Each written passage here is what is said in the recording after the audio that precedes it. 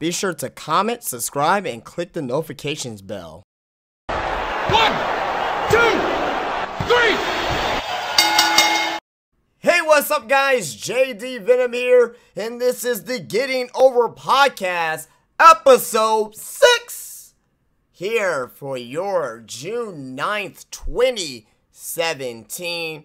I'm JD Venom. This used to be part of Venom Nation Wrestling. I think I still may call it Venom Nation Wrestling here for the wrestling portion of this channel here. But all of this here comes by me deciding that I am going to be putting wrestling-related content on my main channel, JD Venom. So if you guys have not heard already, some of the gamers for this channel, gaming's not going away. I actually have a full channel update that I uploaded yesterday. You should go check that out. I have a detailed explanation there on that. What you're seeing here on this channel is going to be the same thing as far as video games is concerned, 7 days a week. Daily videos for video games, and also people who are coming over from the wrestling channel, Venom Nation Wrestling, same thing here, 7 days a week. You know that you're going to be getting content from me every single day. And if you're into wrestling, you want to check out my video game stuff, great. If you want to, if you're part of my video game stuff, you want to check out this here, great. If you don't want to check it out, you don't have to. I'm not forcing anybody to watch anything that they don't want to. But it is here for you guys, and this is now a hybrid channel. Be sure to follow me on Twitter and like my Facebook page. Both links are down below, or also here in this lovely display by @MikeWill87. Go check them out on YouTube if you need anything in reference to really like a live stream, even for like video games as well, like live streaming video games, wrestling podcasts, things of that nature. He'll get you right. Money up front with him though, so that's one thing I want to say. He's been having a little bit of issues as of late with people that you know, that have been, I guess, kind of taking advantage of him. So money up front when dealing with @MikeWill87, but he'll get you the best looking displays here on YouTube, looking like a goddamn professional. So, like I said, Getting Our Podcast, episode 6, guys. We got some news that we got here today. Of course, we're going to be going over our Raw and Smackdown ratings from this past week. Jim Ross wants to commentate the Samoa Joe Brock Lesnar match at Great Balls of Fire. Jim Cornette, you know, and Vince Russo, they are still at each other's throats after all these years, and Jim Cornette wants to challenge Vince Russo to an actual fight, $5,000 on the line with that, and like a real shoot fight. This is no work. And also, latest update on the Mae Young Classic, and a top Ring of Honor prospect may be coming to WWE. So, you know, like I said, a lot of news for you guys here today, of course, as well. Bay of the Week, Boy of the Week, and also This Week in Wrestling, all here for the Getting Over Podcast. Again, one more time before we begin here, be sure to leave me a thumbs up and subscribe to the channel, and let's get into the news. Let's start with, of course, we have to start with this. This is every single week we start off with this. Our Raw rating report and our Smackdown rating report. Let's start with Raw. Raw viewership increases following Extreme Rules. This week's edition of Monday Night Raw, which was headlined by Samoa Joe versus Seth Rollins, drew 2.99 million viewers. This is up 15% from last week's new low for 2017, which is very good. Raw started off with over 3 million viewers for hour 1 and hour 2. It dipped down, of course, always hour 3. It always dips down below 3 million viewers. It was at 2.7 million viewers, which averages out to 2.99 million viewers. So, you know, again, Raw, they could only gone up from there. They were at 2.6 million viewers last week, so they gained back 300,000 viewers. Now, with that being said, WWE is gonna have Brock Lesnar there next week with the great fantastic segment that we saw from last week between Samoa Joe and Paul Heyman. Fantastic segment. Okay, you would like to hope that WWE will like to maintain this rating going into next week. It may go up because of the whole situation, and Brock Lesnar is going to be there. My only thing I'm worried about is that if the Cavaliers somehow gets it to Game 5, because they play tomorrow, no, or tonight rather, and in Cleveland. If the Cavs somehow win Game 4, Game 5 is Monday, and that is going to be taking some viewers away from, from WWE, because on Monday there was no game. There was no game on Monday between the Cavs and Warriors in the NBA Finals. So if the Cavs win Game 4 tonight, that means that we're going to be seeing probably a lower rating than what we probably should if the Cavs get swept. If the Cavs get swept by the Warriors, then there's no finals, there's no NBA finals going on, and WWE will actually be saved in this situation here. But despite that, I expect over 3 million viewers easily next week. NBA finals, no NBA finals, I expect over 3 million viewers easily next week. So good for WWE. This past week's Raw was a better show. It was still shit. It was still shit. I mean, there was a couple things that was good about it, but I gave Raw a 4 out of 10 this past week. They need more than Brock Lesnar and Samoa Joe to keep it over the 3 million viewership every single week. I mean, they have the roster to be in potential to have 4 million viewers every single week. But the issue is not the actual performers in the ring. The issue is creative. The issue is Vince McMahon. The issue is that they are not consistent with storylines. They're not consistent with storylines. And they've been putting on horrible TV, especially over the past few years. WWE Raw has been god-awful. Now, as I mentioned, every single week, there are sprinkles here and there with great shows. You know what I mean? There's been great shows every now and then, but majority of the time, the shows have been god-awful. That was your Monday Night Raw rating report. Let's get into SmackDown. SmackDown went down barely this week. They went up on May 23rd. They went up a little bit more on May 30th. And they went down just a smidge this past week. They lost a whopping 1,000 viewers. There you go. A whopping 1,000 viewers. So, last week's SmackDown was at 2.35. This week's SmackDown is at a 2.349. So, there you go. So, I mean, I really have nothing else to say, but this was actually headlined by Shinsuke Nakamura and Kevin Owens. And, like I said, it's slightly down from last week of the 2.35 million viewers. So, don't really have much to say. I mean, you can't really say anything about that. I mean, it is what it is with that. But that is your WWE Raw and SmackDown ratings viewership report for this week. Let's get to our first story of the day here, and there's 2 stories here. One about the Mae Young Classic and one about a top prospect coming to WWE. I'm going to start with the top prospect first, okay? This is coming from Wrestling News World. They're my go-to website for some news here, and this is for the paid service. With so much focus lately on bringing in women for the tournament, some of the male talent WWE has been interested in has been told that there will be tryouts and signings in September. Adam Cole is not expected to have to wait that long, but some of the younger talent WWE has its eyes on won't be brought in until after the summer. One name WWE is very high on ROH 2016 Top Prospect Tournament winner is Lio Rush.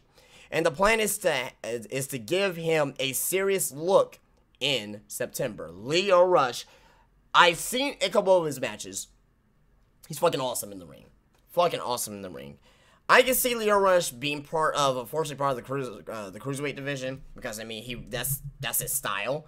That he wrestles Lio Rush, but he's very young. He's only, I think, like 22, 23, but he has a hell of a look. He's kind of like, he's not as ripped as, he's definitely not as ripped as Ricochet, but he has a look where I personally think that he will get very over with the WWE audience. And, like I said, unfortunately, I can see him in the Cruiserweight division. I would love to see him go to NXT first before anything, But this guy has a hell of a look, and hopefully WWE gives him a look, and hopefully he comes into WWE sooner rather than later. But he can really go in the ring, though. He can really go in the ring, and really have nothing much else to say about him. But like I said, the matches that I did see from him is pretty impressive, and hope to see him soon in the WWE. WWE is trying to take up everybody that they can. People from Japan, people from the UK, obviously. I am going to have some news here in a moment about some signees from the UK Championship Series that has been officially signed to WWE.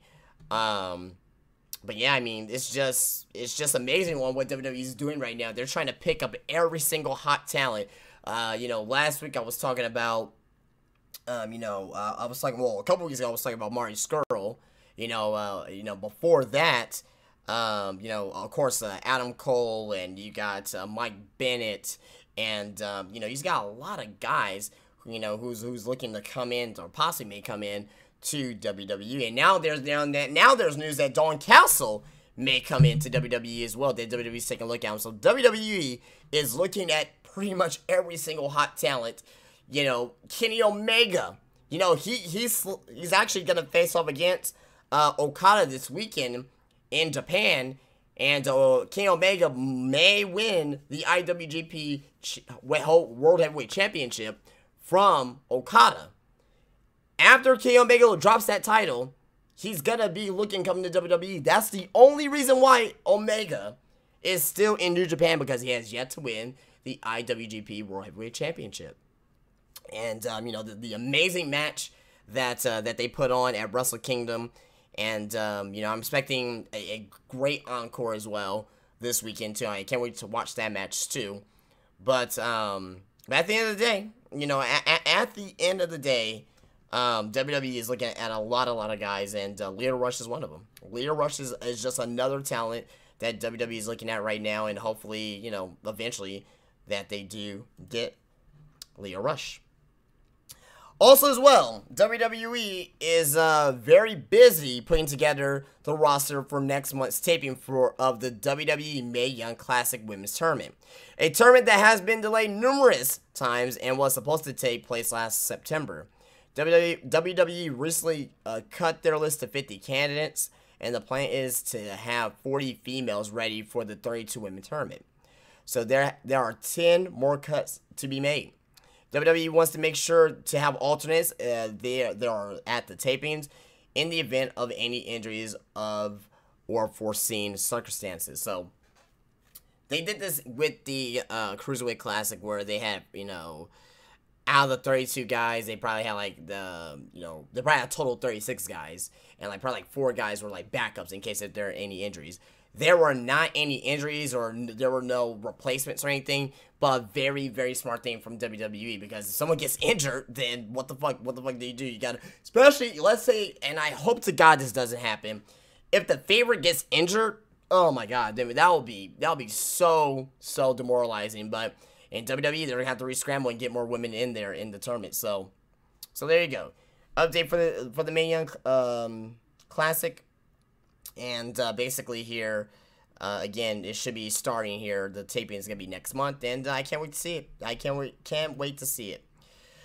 Update on a possible Hulk Hogan WWE return. The Wrestling News Observer newsletter.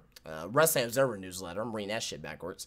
The Wrestling Observer newsletter is warning that coming out of the racist comments debacle from 2016, Hulk Hogan's WWE return has depended on the company being reasonably sure that they will be bringing him back won't cause a big public backlash.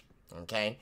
With that said, it is possible that Hulk is rehired for some sort of ambassador role in the near future. A Hulk Hogan poster was recently featured in the WWE Kids magazine, which was released internationally, but not in the United States. Hogan has also said in the recent past that he and Vince McMahon have had talks about a return. This is finally starting to wash over. His whole comments, it is what it is. I mean, I can talk about it all day. You know what I mean? We can talk about it all day. You know what I mean? Do I want Hulk Hogan to return? It doesn't matter to me. It really doesn't. I mean, he is I don't want to say he is the WWE, but he was the WWE, WWF in the 1980s. You had Hogan, you had Andre the Giant, you had Roddy Piper, you had Macho Man, you had Warrior. Those are probably the five that jump off, the screen to you back in, in the mid 80s. Should he return? Is he gonna return to WWE? Yes. And I hope that he learned his lesson. Obviously. I hope he learns his lesson, but I will say this. It's better that WWE does this now before something else happens to another legend. I mean, you saw what happened with Warrior. Warrior barely got into the Hall of Fame and passed literally a couple days later after being inducted into the Hall of Fame. Macho Man had to pass away before he gets put into the Hall of Fame. So, Hogan's already in the Hall of Fame. He's already going to be remembered as possibly the greatest champion of all time, the most over babyface of all time. That's debatable, of course, at the end of the day. But Hogan should return, and I really have nothing else to say about it. I just think he should return. I think he should come back, and being an ambassador for the company, great. That'll be a good thing for him and for WWE to not really have those bridges burned, to rebuild the bridge and have him to come back. And really they wanted him back for a while, but they're just really waiting for that for that to blow over. So people already forgot about it anyway, so I don't think it'll be a big deal if he does come back to WWE. All right, here we go. Next report here. This is I'm probably gonna make this here the thumbnail for the video, guys, because I think this is the biggest news to me out of this week. Because there's really no great wrestling news this week at all, guys. It's really none. It's been very, very slow when it comes to professional wrestling news over the past few weeks. But Jim Ross wants to do commentary for Brock Lesnar versus Samoa Joe at WWE Great Balls of Fire. At Extreme Rules, Samoa Joe won the Fatal 5-Way match to become the #1 contender for the WWE Universal Championship and face Brock Lesnar at Great Balls of Fire. Fucking horrible name. I don't want to get into it, but you guys know how I feel about that. The name sucks, okay? The name is terrible, and I don't know why they didn't keep Bad Blood. Bad Blood? Pretty fucking cool name. I mean, obviously, Bad Blood from 97 and, in 2003 and 2004, Bad Blood, Great Balls of Fire. Bad Blood, Great Balls of Fire. Great Balls of Fire, Great Balls of Fire. Bad Blood, Bad Blood. You get my point. So, name's horrible. Back to the story here. On Raw, Joe heated things up when he attacked Lesnar's advocate, Paul Heyman, locked him in the Coquina Clutch. As a result, Lesnar is now booked to appear for Retribution on next week's episode of Raw. This match is one that Jim Ross has expressed his desire to see. In his recent blog, he stated that he endorsed a Lesnar vs. Joe match 2 years ago at his Ringside with Jim Ross event the night before WrestleMania 31 in San Jose, California. While Joe was a guest, 2 years later, he gets his wish, and he expects the match to receive plenty of hype over the next several weeks. That's definitely true. Definitely true. Ross also explained his desire to call the match at the commentary booth. End quote. I am personally looking forward to this match as much as any match I can recall this year. And I will tell you that it is an announcer's dream to be privileged to call a bout like this. Yep, I'm fishing here, end quote by Jim Ross. Outside of calling Undertaker versus Roman Reigns match at WrestleMania 33 and the Pete Dunne versus the Tyler Bate match at NXT TakeOver Chicago, Ross has made sure to let his fans know that he will not be a frequent commentator, but play the role of a guest commentator to add a valuable dynamic to the match. If Ross is able to lobby successfully, his commentating would add more of a big fight feel to the match. And that is 100% fucking true. Jim Ross, the best commentator to ever do it in wrestling history. Bar none. It's not even close. It is not even close on who is the best commentator ever in wrestling history. Jim Ross it will make this a big fight deal. It will make it's already gonna be a big fight. The atmosphere that is gonna be in that arena, I believe it's gonna be in Dallas for Great Balls of Fire between Lesnar and Samoa Joe. The match by itself is already gonna be a big match feel. It's gonna feel like a main event UFC title match, you know, like a Conor McGregor match, like a Ronda Rousey match, you know what I mean, like a Anderson the Spider Silva, you know, whoever in the UFC, you know, like a Floyd Mayweather match or a Manny Pacquiao boxing match. This match is gonna have that because both guys are legitimate badasses. We know what Brock Lesnar can do in the UFC, you know what I mean, steroids or no steroids, we seen what he can do, you know what I mean. He's a legit badass. Samoa Joe is just as legit. And having Jim Ross calling this match will make it even more better, more epic. It will make the match better by default. You know, just by hearing Jim Ross's voice and him putting over both Lesnar and Joe in the match. You know, I mean, fucking Jim Ross has that dynamic that other commentators don't do. Jim Ross has the dynamic of making you believe everything. Jim Ross calls the wrestling moves. Jim Ross, you know, he would actually have many stories within the story. Within the story of the match itself. You know what I mean? Jim Ross is the best storyteller ever on commentary. And with him, you know, calling this match of Samoa Joe versus Brock Lesnar at Great Balls of Fire will actually make it even more epic. Let me know what you think about that down in the comments of Jim Ross possibly wanting to call this match between Samoa Joe and Brock Lesnar. On to our next story. This is coming from Mr. Ryan Satin. Fucking awesome guy. From Pro Wrestling Sheet. Pro Wrestling Sheet has learned WWE is planning to run live events in the United Kingdom twice a month after the UK Championship Series officially kicks off.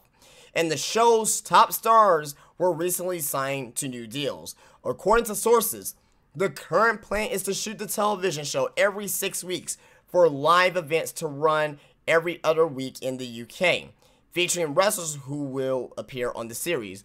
We've also learned Pete Dunne, Tyler Bate, Trent Seven, Wolfgang, and Mark Andrews have all inked updated US contracts that will allow them to work freely at the Performance Center when needed.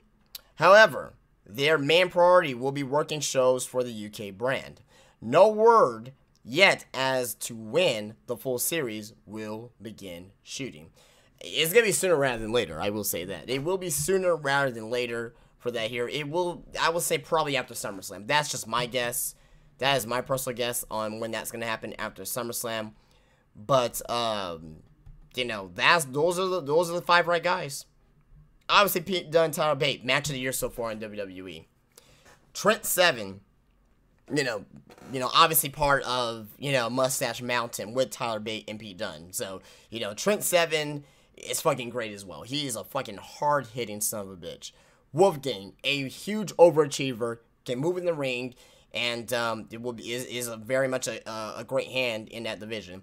And of course, Mark Andrews. Mark Andrews, the high flyer, and you know that's not taking anything away from Tyler Bate. Tyler Bate did a fucking spiral tap at NXT TakeOver Chicago, but Mark Andrews, the unsung hero of the tournament, and who put on a fantastic match against Tyler Bate, and a guy that was in NXT as well for a little bit too as well, and a guy that was also in TNA. So Mark Andrews, a great hand for that as well. So a little bit updated there for you guys for the WWE UK Championship Series from Mr. Ryan Satin from Pro Wrestling Sheet. Oh my god. This next story, guys. This next story, and this is gonna be our last story here. Before we end it up here. It would be our last story here. Let me see. You know what? No, this is going to be our second to last story here. Second to last story. I got one more minor story after this here. This story is about Jim Cornette wanting to challenge and fight Vince Russo. I just heard this. Oh my god. Before I went live here, recording, I just heard what Vince Russo had to say about Vince Russo, Jim Cornette. And this is coming again. This is this little story here is also coming from Pro Wrestling Sheet from Mr. Ryan Satin. Another article here. This says the rivalry between Jim Cornette and Vince Russo just escalated because the former wrestling manager has challenged the controversial writer to an actual fight with some stipulations. Cornette and Russo have hated each other for years, but things heated up again after Jim and Eric Bischoff bashed Vince on a recent episode of Table for Three, causing all sides to start hurling insults. Things got taken to a new level, though, on the most recent episode of the Jim Cornette Experience, when the host went on a 10-minute explicit-filled rant to outline his offer. And he said this, and I quote from Jim Cornette. I just heard myself right now. But here's the rules, Jim explains. No cops, no guns, and no knives. And we both come alone. And what happens, happens. Nobody makes a dime off of it. Nobody gets any publicity off of it. Nobody's even going to know is going to happen until after it happens, when nobody hears from you anymore. I'm trying not to laugh, guys, because this is pretty funny. He also says it'll bring $5,000 if Vince can take him on. He can keep it. As crazy as all of this sounds, you know you watch this fight. Yes, I would. Oh, my God. You know, this is one of the feuds in wrestling. This is one of the top heat feuds ever in wrestling. Shoot feuds in wrestling, period. We know what Jim Cornette thinks about Vince Russo. We know what Vince Russo thinks about Jim Cornette. This is just hilarious. I mean, it's kind of sad it's gotten to this point because they're both well into their 50s, and they still fucking are trying to, like, you know, murder each other. But it just coming to the point where where Jim Cornette actually wants to murder Vince Russo. Holy shit! He called him like a dick licker. He just you gotta listen to it. Just look up Cornette to Russo put up or shut up here on YouTube after you finish watching this here. Fucking amazing. Fucking amazing. It's fucking amazing. That's all I can say. That's all I can say. It's fucking amazing. Another classic Jim Cornette rant. You know how Jim Cornette goes on his rants? Another classic rant from good old Jimmy here. Fucking amazing. Our last story before we get into Bay of the Week, Boy of the Week, and This Week in Wrestling here. Very, very, very minor news story, but this is about Lana. This is coming from the Wrestling Observer newsletter that reports that although Lana is currently supposed to be a heel on Tuesday nights, she will almost certainly be a babyface due to the gimmick she is currently working. It was also noted that Lana is basically working the role that was supposed to be for Eva Marie, who is now focusing on acting and isn't returning to the company. Thank fucking God, because Eva Marie is a piece of fucking waste. Okay? It also goes here, this is, it says that it's been interesting time and time over on SmackDown Live's women's division lately. Lana made her SmackDown debut this past Tuesday and found herself in a SmackDown Live women's title match against Naomi at Money in the Bank pay-per-view later this month. So, with that being said, Lana's winning the title. She is. I don't see Naomi winning, unfortunately. I will put this out there to you guys. Maybe I'm wrong. Maybe I'm wrong. Usually when someone's debuting and they're going to have a title match on the line. A title is on the line and it's their debut. Typically, the person that's debuting, face or heel, wins. Carlito. Remember when Carlito won? Carlito won the United States title from John Cena on his debut on SmackDown. What's another one top of my head? Santino Marella won his debut. Paige won her debut in the WWE. And Santino won the Intercontinental Championship from Umaga. Paige won the Women's Championship, the Divas title. Who's she winning from, though? Was it from Nikki Bella? AJ? It was AJ. It hasn't been AJ. It was AJ. That's who it was. So yeah, I don't see Lana losing. Do I agree with it? Of course I don't agree with it. I don't agree with it at all. I don't. But I would say that that's going to be about a 90% chance. A 90% chance that happens. Unless if they do like a screwy finish where it's like a disqualification or a count out or something like that. But other than that, I see Lana winning. If there's going to be a clear winner, it's going to be Lana. And she's going to be the new WWE Smackdown Women's Champion. Don't necessarily agree with it. I don't necessarily agree with it, but that's most likely going to happen. And we're just going to have to prepare for it. That's all at the end of the day. We're just going to have to prepare for it. But that's your news here this week, guys. That is your news here this week. And let's get into, before we end today's show, we got to get into the most popular part of this podcast, the Getting Over podcast. Boy of the Week and Bane of the Week. Boy of the Week is a guy who won his Fatal 5-Way match, his Extreme Rules Fatal 5-Way match, and a guy that choked out Brock Lesnar's advocate, Paul Heyman, and cut a great, amazing promo this past Monday on a still shitty Monday Night Raw. It is Samoa Joe. Samoa Joe is Boy of the Week. By fucking far. And he may be Boy of the Week next week, too. He may be Boy of the Week for the next few weeks. You know what I mean? It's going to be between Brock Lesnar and Samoa Joe for Boy of the Week all the way through Great Balls of Fire. Alrighty. Bane of the Week. Bane of the Week is a woman that we just finished talking about. She's going for the Women's Championship at Money in the Bank. She made her debut. She was over as shit. The crowd is basically making her a fucking face already when she's supposed to be a heel. It is Lana. The fans are over with Lana. They want Lana. I'm very intrigued to see what's going to happen with Lana. I think she's going to win the WWE Smackdown Women's Championship at Money in the Bank. But we're going to have to wait for that for sure. So, but Lana is your Bay of the Week. And also as well, I'm probably going to, like I said, this in my NXT review, I'm probably going to have to update my top 5 bays. I mean, I have Maurice at number 5 by maybe putting in there Thea Trinidad, a.k.a. Rosita from TNA. She is sexy as shit. And I always had a big crush on her. She may be in top 5 bays. I may put her at number 5, though. So, let me know. Let me know.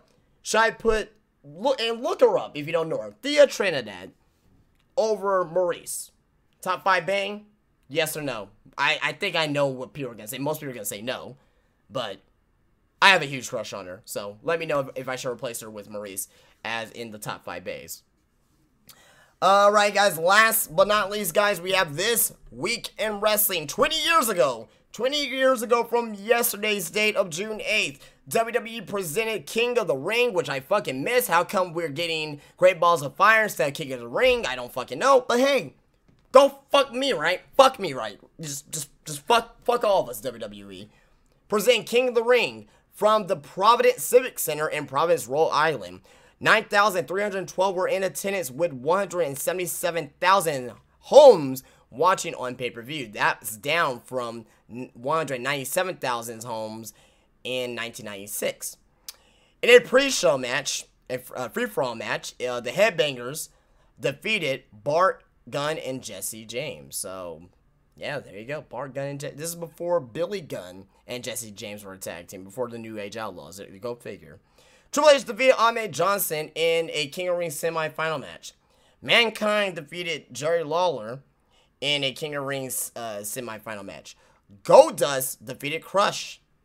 The Hart Foundation of Owen Hart, Jim Neidhart, and the British Bulldog defeated the Legion of Doom and Psycho Sid. Triple H defeated Mankind to win the 1997 King of the Ring tournament. If you guys are sleeping on a rock, he was supposed to win 1996, but you know the fucking the current call, the MSG incident, caused him for that, so he won this year in 1997.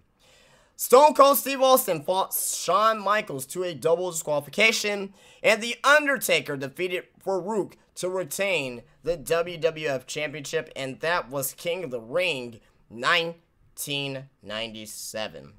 Go watch it on the WWE Network. So, alright guys, that is it for me. I'm going to go and get out of here. Hopefully you guys enjoyed this here. If you sat through 30 minutes of this here, if you're new to the channel, or if you're just new to me, you know, doing this here on YouTube, as far as on my main channel, JD Venom, yeah, this is what it's all about. This is what it's all about.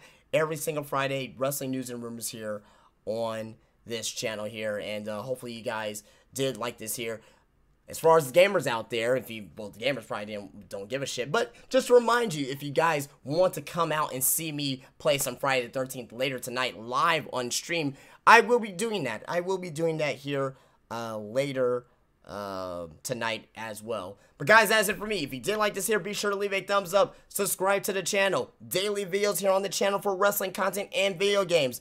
At Michael87 made this lovely display. Go ahead and follow him on Twitter at Michael87 to get your best displays, you know, as far as thumbnails and, you know, streaming displays and everything for YouTube. Follow me on Twitter and like my Facebook page. Well, both links are down below. At JD Venom 02 for Twitter, JD Venom for Facebook. But until again, guys, tomorrow I got a top 10 video for you guys. Don't know what it is as of yet, but there will be a top 10 video tomorrow. Also as well, go check out my NXT Raw reviews, Smackdown reviews as well. And also as well, go check out Rage of Duty, Road to Prestige Master for Infinite War shit, and I always say Road to World War II for Call of Duty World at War. But guys, that's it. That's it. I plugged everything. That's it. That was a heck of a podcast there, guys. But please rate, please subscribe, please drop a comment, and I will see you guys later. Peace out.